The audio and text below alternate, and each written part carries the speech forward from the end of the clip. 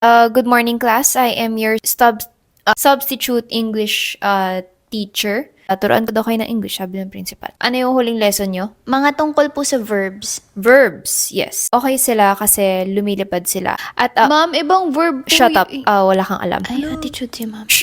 Quiet. Okay, ano pa yung... Nouns and pronouns. Nouns, yes, nouns. Ang mga nouns, ginagalang nyo dapat sila, no? Kasi mahirap talaga maging madre.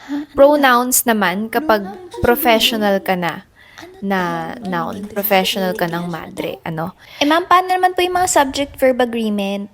Huwag nyo silang pinakikialaman. Hayaan nyo silang dalawang mag-usap. Kanya-kanyang mga agreement yan. Ma'am, meron din po yung mga past perfect tense, Oo nga, future future perfect perfect tense. Oo, wag kayong matetense. Okay, nobody's perfect. I'm thinking mag-field trip na lang tayo buong SEM. Wag tayo mag-usap-usap. Ma'am, di po ata kayo marunong mag-English eh. I beg your pardon? Sabihin mo nga uli yun. Hindi In po. English. I don't think you know how to speak in English, ma'am. Very good. Okay. See? Natuto kayo. So, I think my job here is done. Let's call it today.